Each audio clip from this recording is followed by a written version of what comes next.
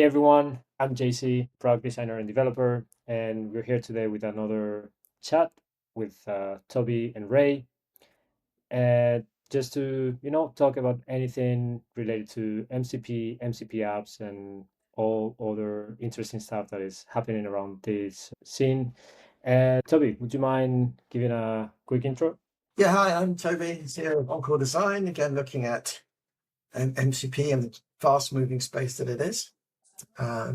Right? Hi, I'm Ray Deck over at State Change AI, where we focus on the hardest 5% of technology business problems. And certainly the MCP apps zone is in that, right in that intersection there. Look forward to talking today. So, yeah, good to nice talking to you guys. So one of the things that we've just sort of briefly touched on off camera was that, Microsoft recently, as we mentioned in the earlier video, Microsoft had uh, just opened up MCP apps as part of Copilot, which creates a new audience. And that I think there was some discussion as to whether or not the number of apps in the App Store, which is around 200 at the moment, is a surprising thing or not surprising thing.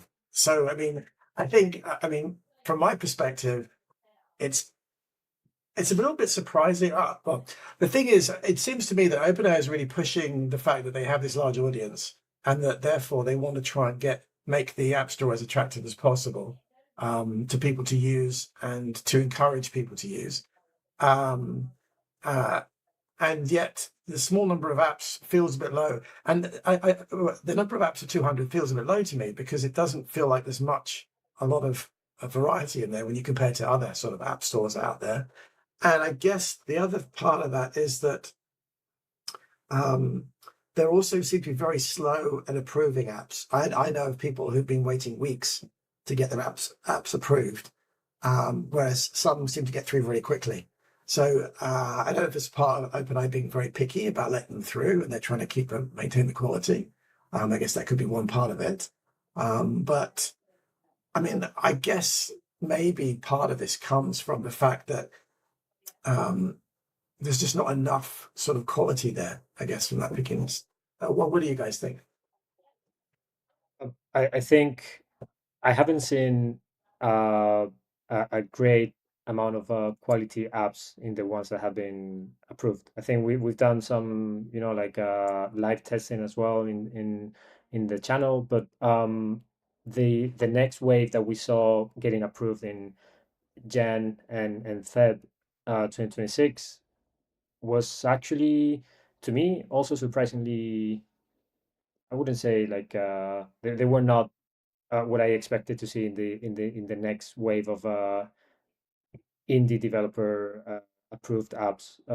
So I'm not sure what the process that OpenAI is following looks like in terms of the where the quality threshold or the quality bar is, but I'm guessing they probably had to let some of the apps that were like blocked from December, and they probably looked at yeah like 100 of those, and then they're now rethinking probably the what type of app should make it into the app store, because I think that's what I keep hearing from our conversations with developers who have submitted the app, is that they are getting this what you said, like they're getting very picky, and they might not be very clear on what the rejection reasons are.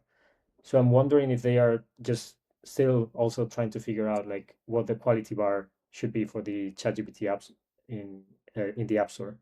What do you think, Ray? I think that they're all trying to figure out what the job to be done is, right, for them and for their customers. Why do people come to ChatGPT? Why are yeah, and how does a given app increase the value, right, to the customers? When I look at like the list of things that have been approved, I find a number of them are running in languages other than English, which I think is a really smart move on their part because ChatGPT is super optimized in English, and being able to bring more context, more value, right, to non-English speaking customers makes a lot of sense to me. I'm also seeing a lot of finance-based applications because finance applications are ones that will then bring people back to ChatGPT day over day, right? And improves the stickiness, right, of ChatGPT. And whenever you are like trying to be a vendor in an ecosystem or a part of a supply chain, you got to ask how the next layer down the supply chain makes money, right, from what you are doing. So like if you are trying to make a ChatGPT app, I would ask the question, how does this make OpenAI money? How is approving this? How is getting this into the App Store? How does its increased use make money for ChatGPT or make money for Anthropic? And the main ways that these folks make money is through the acquisition, right, and the retention of these subscriptions. So what's going to cause people to use that stuff more? And the cream of that crop is what's going to generally get, approved. And like when you are and for each of these businesses, like the Microsoft thing is really interesting. You can also then re-segment it, right? To ask what is the consumer facing side of it and what's the work facing side of it. And that's why the Microsoft thing is so interesting, right? Because the Microsoft thing is much more about, okay, work facing side, businesses, what do they want their employees to have to make their employees more productive, right? And separate from that, and that's not going to have the same kind of high end, like you don't need millions of people to be taking that up for that to be useful for us. Whereas consumer ones, you do need to have relatively broad adoption and add a lot of value without creating a whole lot of clutter. And I think that that balance is the thing that they are all trying to sort out. And that's the reason why there are fewer than 300 apps are approved on ChatGPT, and why, when you sort of look at the list of ones that are done more recently, you see a lot of finance. You see a number of them that are really very particular use cases, like Base 44 was recently approved, right? So for people who are doing more development work, more of a business use case. And the main consumer use case, I'm interested in like other things, seeing more than this, but a lot of it, I think, is money management. I think actually for me, the finance side is interesting because I think that's one that really lends itself to the sort of composability part of the models, where you kind of pull data in from, let's suppose you connect to, I don't know, let's suppose you've got an MCP that gets your stock data, and then you can put that into something that can help look at the analysis, some time series analysis on it that can then hand into something else. When you're when the sort of thread is around like data or a relatively sort of high value, small amount of data, it's perfect for being handed through or being sort of manipulated by the model as you work on it and try different things on it. So yeah, finance makes a lot of sense. And I think, I guess what I'm looking for is just trying to see more things like that, where the thing for me is the models, this whole the MCP app thing is really interesting, is this sort of ability to use the model as the sort of thread that kind of pulls all these different sort of functionalities into it and what you can work on. And I think people are slowly waking up to this. I think that the next thing for me, I think is going to be interesting, is using some of these newer functionalities coming through. One of the things I'm particularly in thinking about at the moment is the sampling, which is about allowing the MCP app to be able to request the calling client to make the API request on its behalf, or the AI request on its behalf. So, because one of the big challenges that I see a lot is that there's a lot of applications out there that are saying to people, "Hey, we've built AI into our service. You just need to pay a bunch more money to get AI tokens to be able to use AI in our service." And then all these users have got these OpenAI and Claude subscriptions, and they're going, "Why am I paying twice? Why am I having to pay AI tokens for you? And then I've already paid tokens. Why can't I use these tokens to do that work?" And I think this is where MCP really helps, because it allows you to connect to these external services while still using the AI tokens of your subscription, which are way more valuable than the standard APIs, because with a subscription, OpenAI and Claude give you like 5 to 10 times as much tokens for your money as any other way of getting them. So I think, the MCP really opens that avenue up. And I think at the moment, when I last checked, only Claude supported the sampling. So OpenAI, I believe, as a client, doesn't support something, doesn't let you do this, which I think is a bit of an issue, because I think it's a really powerful tool. Because, I mean, at the end of the day, the AI companies want you to use as tokens to get hooked on using tokens. And, I think they prefer to use tokens on a subscription with them than with the API, where it's a lot more expensive and they're missing more of the value creation. So yeah, I think maybe it's just early days. As you say, maybe it's the fact that we're not seeing the right use cases. OpenAI wants to protect it. I also think probably there's a lot of people that aren't really putting the effort into their apps as broadly as they could be, because the sort of discoverability piece isn't there. You know, people have to hunt these apps down to really use them or see reasons to why they should use them, rather than the models going, "Hey, you should be using this." So that discoverability is going to be such an important piece when it finally gets launched. Definitely. I think I mean, all the reasons that you both have touched on, I think it's probably a mix of all those reasons why we see, yeah, only 200 apps available on the App Store. I think if I in hindsight, what I can make out of this whole process is that OpenAI said, okay, we're gonna be the first in offering this to the consumer. We're gonna create this environment which is like the first, like public facing environment where you can just browse in an easy way with a nice looking interface, your apps, what it does. You can try them out. So they were rushing into getting that first App Store up, and probably, I mean, what I'm hearing also from what you guys are saying is that they are lacking some they have some technical constraints on also the kind of stuff that the ChatGPT apps can do, like around, like purchases or subscriptions or authentication, or also sampling, as you now are mentioning, Toby. So probably I mean, my feeling is that they just stop for a minute and until they try to catch up with. They did the first version of the App Store. Now they're trying to catch up with everything that's out there for MCP protocol, and probably they'll come back with a second wave of, like the App Store that's gonna be way stronger, with more apps and more functionalities. That's what I so they can kind of have that surprise effect again, the same way they did on January.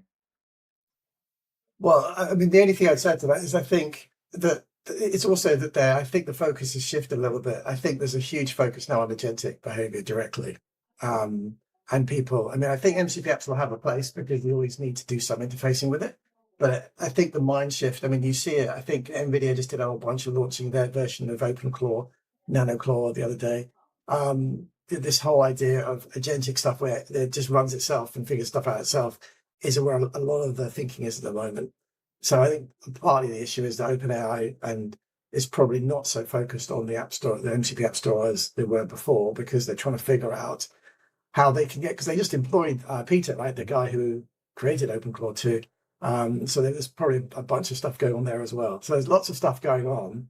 Uh, and I think, the thing that people often miss is that actually MCP apps are kind of a way to kind of handle both. I mean, there's a point of the UI is it lets users do stuff, but ultimately what they're allowing is, the model to make calls to other external services agentically as well. So it kind of it's the interface that a lot of things are going to use.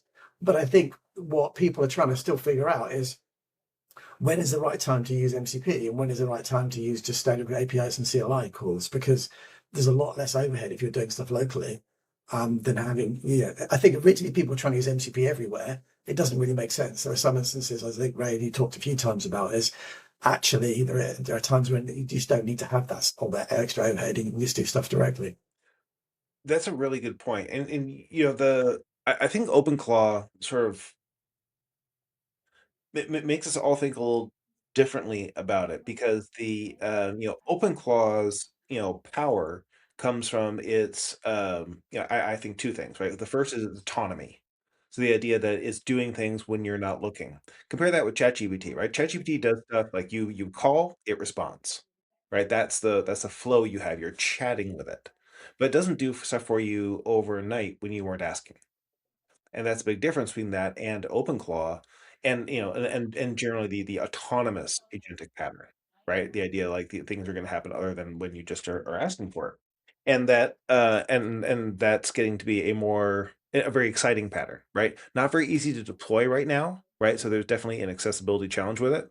But if I am OpenAI, I'm wondering how that's going to affect ChatGPT in terms of like just sort of maybe obviating it, right? Like Kimi is going down this road. Kimi, the Moonshot, the Chinese company, which makes the Kimi models, um, they're now basically bundling in OpenClaw with their medium and high level services, and saying, "Hey, the way you're going to interact with Kimi now is instead of just having a chat with it, you're going to say, go take care of stuff for me on a daily basis, and it will just go take care of stuff for you on a daily basis using OpenClaw technology." And I think there's a lot of wisdom to that. Um, the trick though is, if I don't know if you either you gentlemen have used OpenClaw yourselves yet, but it's limited to, current chat platforms. Because, unlike say working with say ChatGPT or working with Claude, where these are, where the medium of communication, right, is controlled by the AI vendor, and therefore it's an AI forward medium of communication, right? Having, stuff streaming to you, right? You're able to see the tokens fall down, watch matrix happen, able to have those widgets show up like in the MCP apps. Um, in contrast, OpenClaw, right? You're just using like Telegram or WhatsApp or something, and or Slack. I mean, it supports a lot of different platforms. But partially because it supports a lot of different platforms, it's actually very basic in the way that it talks on that platform. One of the more annoying experiences I have is like when I'm using Telegram talking to OpenClaw, it says typing, typing, typing, typing, typing. It's because it's streaming all those tokens, but it's not actually going to send those tokens to my client until it's done typing, right? And I just sort of see the message all to go. But that also leads to a limitation in terms of how the user interface, right, that you have to communicate with it. And that I think is a next turn of the wheel I'm expecting to come, is better UX for the way that we communicate with our autonomous agents. So while OpenClaw was set up, it could quickly bootstrap by just talk to your Telegram or talk to your WhatsApp or whatever, and you can just get going. If you just had, "Hey, I don't need to connect it to my Telegram, I just have my OpenClaw app," or whatever your autonomous system is, this opens up the door again, right, to having more customization, more extensibility in the way it communicates with you.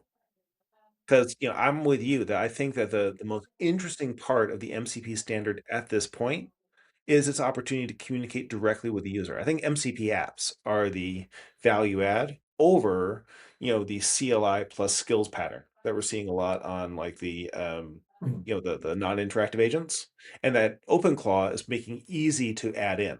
Right, so people don't even think about the fact they're not even using MCP anymore. You just say, "Hey, OpenClaw, I want to go talk to my Notion," and it says, "Okay, I'll figure out how to go talk to Notion," and just does it through making API calls. Right, doesn't need to do anything as fancy as MCP. And skills, which are basically just text files saying, "Here's how you do X," become the way that fills in the gap. And now that documentation plus capability that MCP gives us is just being disaggregated, right? You have the CLI, you have the skill files, and you're able to offer the same stuff. It just doesn't work in these network focused chat platforms that are very popular with consumers. So the question becomes, like, how we can have more of the skilly stuff go into MCP, which is going to be more, UI forward in the likes of ChatGPT and Claude,